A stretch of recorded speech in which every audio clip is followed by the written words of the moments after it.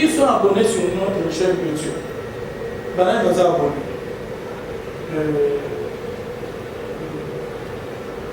Voilà. Les restes sont abonnés sur chaîne YouTube. Mais imaginez-vous que tous awana, tous abonnés du soignon. Je comprends que dans le forum, il y a eu des débordements. Parce que quand on envoie les messages sérieux, c'est notre chargé de communication et médias, Georges, il balance souvent des communiqués et conçoit des messages très importants dans le forum. Mais au moment où des fois, avec raison, pourquoi? Parce qu'au moins, on a tenu ma campagne politique, on a tenu, ça encombre les forums. Moyen temps où toi s'intégrer dans un message où il est très capital, exact. Mais la main il vive. Mais malgré ces débordements-là, il faut autant là. Et surtout si c'est Georges qui publie. Bien si c'est moi ou c'est l'un des cordons qui publie, il faut autant là. C'est parce que nous devons avoir de l'information exacte. Il y a, par exemple, tous abonnés à la page Facebook. Alors que nous avons tous les réseaux sociaux possibles pour essayer tous s'abonner de telle sorte que ça peut nous apporter, je parle au conditionnel, ça peut nous apporter de l'argent. Mais la main vive. Alors oui, ma belle? Non. Parce que ceux qui vont écouter, c'est pas moi qui va gérer ça. Nous avons toute une organisation.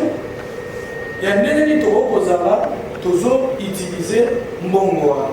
En tout cas, je peux être tout sauf être typique. Parce que moi-même, je dis que demeurer dans un alternative à l'air est une capitalisation complexe. Il y a l'Isanga, et ça y a l'Isanga. Il y a Naï, et ça y a Naï. Mais la main vive. Donc, j'ai souligné les problèmes de la cotisation mensuelle. J'ai souligné les problèmes, il faut, ils sont il y a pour participer à la réussite. Il y a fondation à Bissot. Tous adhérer dans les réseaux sociaux, tous faire adhérer. Vous êtes content. Qu'est-ce que vous faites pour la visibilité de votre fondation? La fondation, c'est une organisation non gouvernementale. Elle est collée au nom à un individu que vous connaissez bien. Ça, ce n'est pas un péché. Ce n'est pas une idolâtrie. C'est collé à un nom. Imaginez demain ou après-demain. Pas, on va dire dans la TV, non. Jean-Baptiste Dembamba Melaman est nommé DG ou ministre et tout. En tout cas, il y a un CVT. Non, il y a ça. Parce que là, vous allez dire, non, c'est quelqu'un de sûr. Nous avons vérité, pouvoir, l'union sociale, pouvoir, d'élargir le cercle en fonction des attributions. Mais le cercle est toujours restreint. Moi, la main viva. Mais après, le bito est vide. Tu comprends pas, tu dis que exaucer. Exaucer, n'est pas à comment charger des missions et à fatigue. Comme on sait que c'est un membre de la fondation et que je suis en bonne relation avec lui, c'est entre nous toujours qu'on va toujours chercher à pécher parce que nous sommes en famille. Mais dès lors que toujours ça, on va réussir. Je vous assure, après la sortie officielle, il y a la fondation, parce que nous avons eu, dans peu de temps, nous avons réuni plus de 1000 quelques personnes. Je crois que vous voyez des images dans les forums et tout. Vous voyez si quand on tout le temps, dans YouTube, dans les réseaux sociaux, tu vois la chaîne, tu t'abonnes et tout, tu vas toujours recevoir des informations et tout. On a mobilisé, les politiciens ont commencé à m'appeler. Oh non, il faut adhérer, il faut ça là-bas, il faut ça là-bas, il faut ça. Ça dit nous sommes toute une force. Mais la main viva. Mais la main viva. Mais la main viva. Viva. Il est monté de vivre et tout seul. Donc, et c'est pour participer à la réussite de la fondation Nabiso. Pour cotiser, pour adhérer dans les réseaux sociaux. Tosungana tozala na motema ya bolingo. Tosungana tozala na motema ya bolingo. Tozala na motema ya kokaba. Il y a un grand secret dans ma kokaba. Et Isengeli, tu es bandé évoluer. Autre chose, tout ça, la sortie officielle, le 22 mai, il y a année en cours. Bientôt 5 mois depuis tout ça, la sortie officielle. Il était question que tout le monde a implanté fondation à Dusso dans chaque commune. C'est pourquoi, dans le Misaki Bino, pour être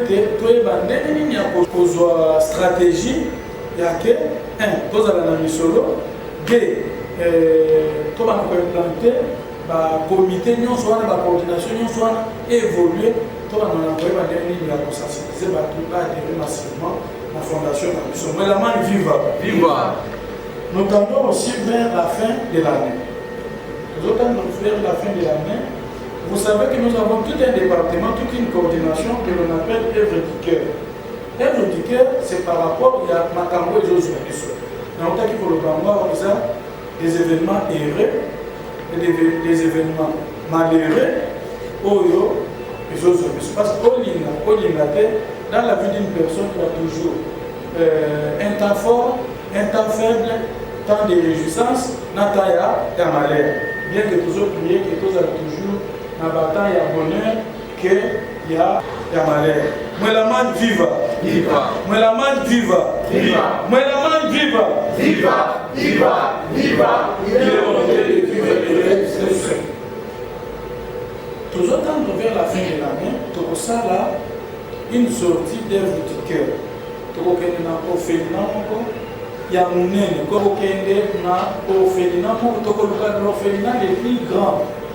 Parce que moi, la main JBB, les fondation à Mouketi. Moi, la main JBB, les fondation à Guétoté.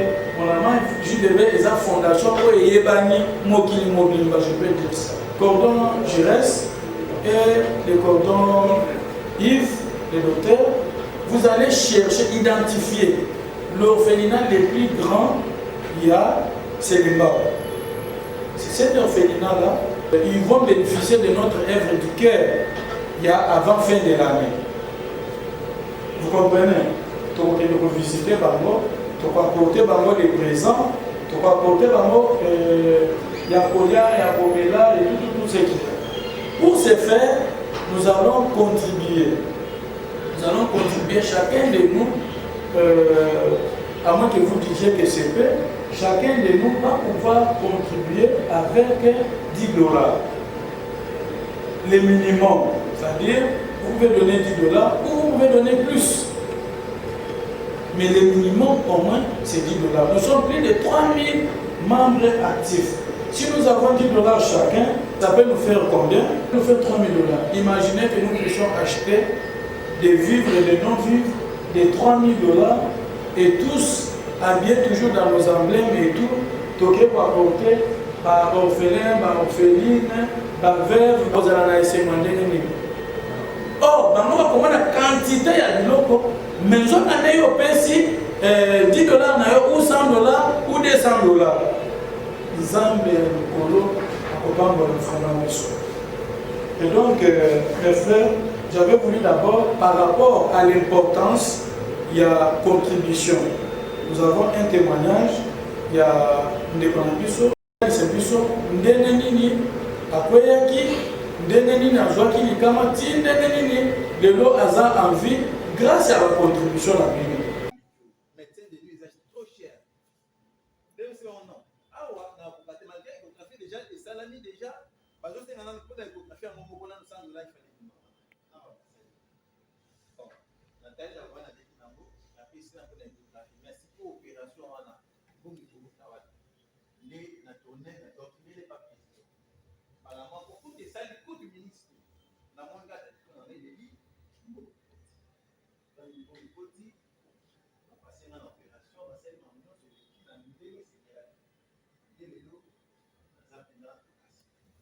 donc, tout le monde a fondation, l'esprit d'abord, bon, disons même parti politique d'abord.